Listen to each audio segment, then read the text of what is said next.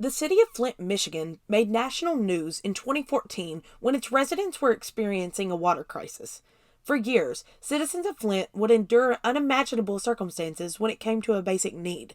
The city would gaslight its residents, claiming the water was safe to drink and use. Meanwhile, people were dying from infested water. Who do you trust when the people who are supposed to protect you are lying? Is this a case of environmental racism? I'm your host, Rachel Payton, and you're listening to the Chronicles of Time. Let's dive into the Flint water crisis.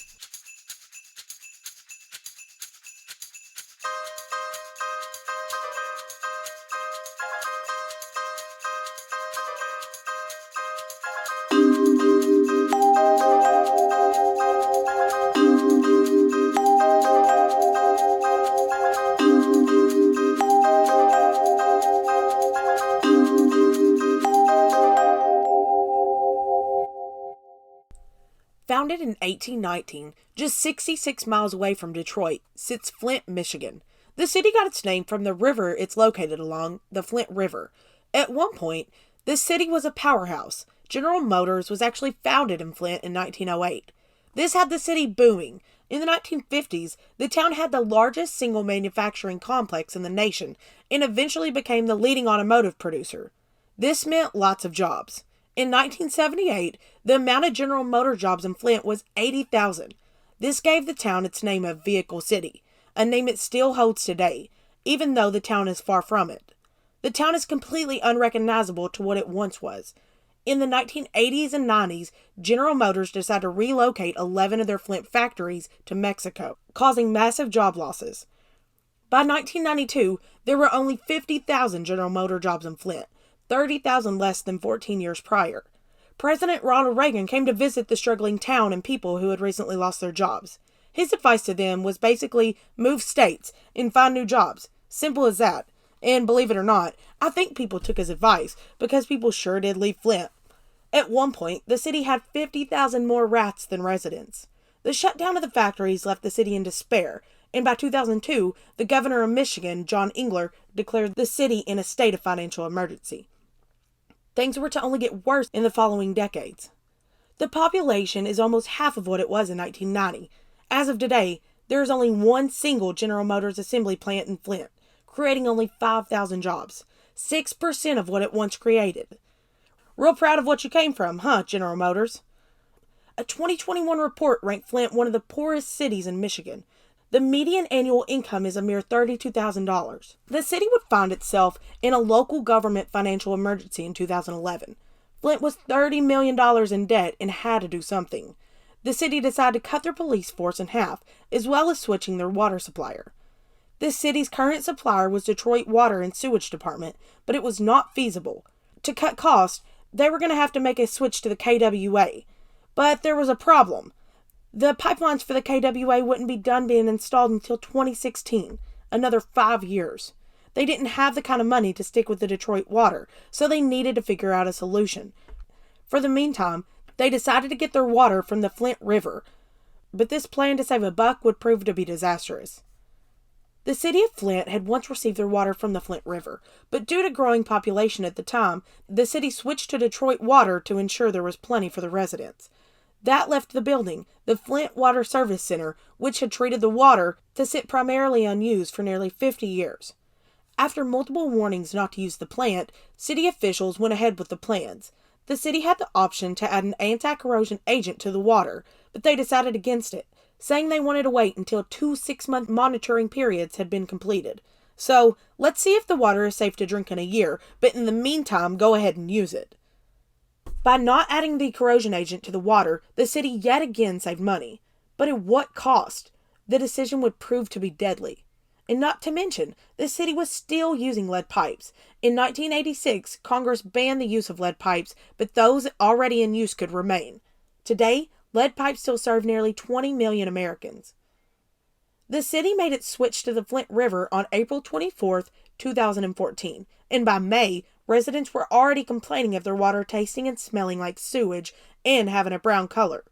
City officials told residents that the water is safe, that it was just getting used to the new water system. In all actuality, highly corrosive water flowed through the pipes. Water that had dangerous levels of lead. One woman's water levels were so high that they were considered toxic waste. But yet again, government officials were saying everything is fine.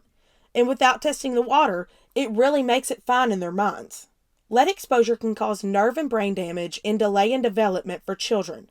The city was directly supplying its citizens with tainted water. It was unacceptable.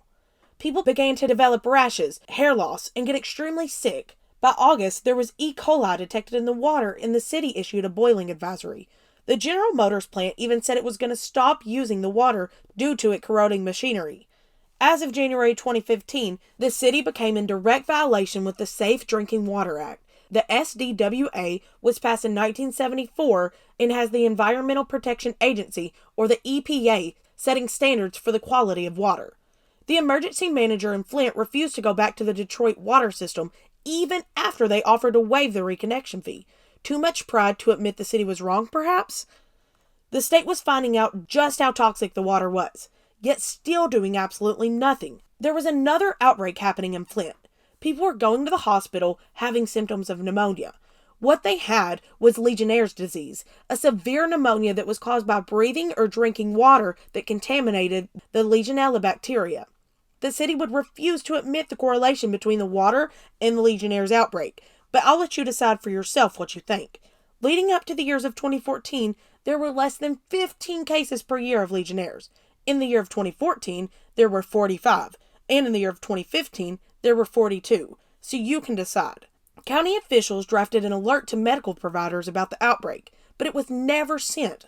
So here we are again, with citizens left in the dark. The Flint County Health Department wrote the CDC expressing their concerns about the outbreak.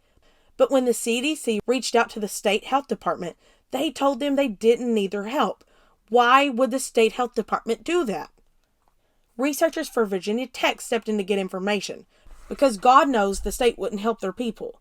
The researchers indeed found high levels of lead, so they told the residents. The city decided then to put the lead advisory out, nearly a year and a half after letting people use contaminated water. In October, Michigan finally began to do something. They provided water filters to residents and switched back to getting its water from Detroit. So truly, what was the point of all this? I understand you needed to save $1, but you're just going right back to the Detroit water system. The switchback cost $12 million.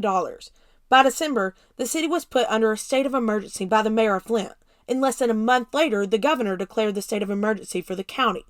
The governor also had the National Guard come and assist in distributing out water bottles and filters. But don't think of him as a saint. He claimed not to know anything about the crisis until 2016, but there are emails that proved he knew about the crisis in March of 2015. President Obama declared Michigan in a state of emergency in January of 2016. Nearly 2 years after the crisis began, Flint residents were finding relief. The state's general attorney assigned a special counsel to investigate the Flint water crisis. The special counsel charged state and local government officials with crimes related to the crisis and the Legionnaire's outbreak. The top health official in the state of Michigan was being charged for poisoning people while still holding his position. Corruption at its finest.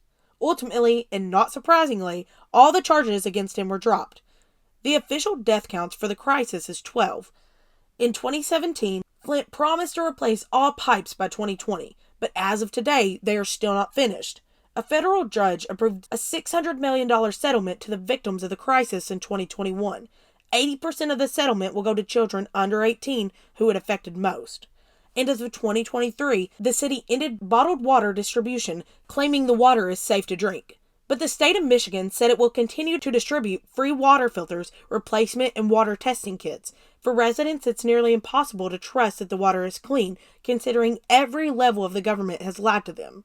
And the part that I find ironic is that Michigan is literally the one state surrounded by so much fresh water, yet you all couldn't get these people clean water. But we need to hit some of the statistics that are really hard to avoid. This town was let down. But why? Flint is an extremely poor town. 40% of the people live in poverty. 54% of the population is African American, which has me beg the question, would this happen in a wealthy white town? I would have to think most certainly not. Or if it did, it would have been handled in a timely manner. Did we witness a case of environmental racism right before our eyes? Water is a basic human right. The people of Flint, Michigan deserve better. They were let down by every single person who needed to help them. And because they didn't get help sooner, they will have to live with the lasting effects of the water crisis for years to come. Thank you for listening to my episode over the Flint water crisis. A great documentary regarding the shutdown of the GM plants is by filmmaker Michael Moore, a Flint native, called Roger and Me.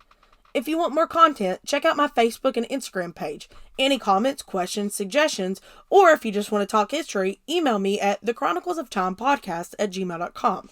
If you like this episode, leave me a rating and review. There's new episodes released every Wednesday. And I'm your host, Rachel Payton. This is the Chronicles of Time.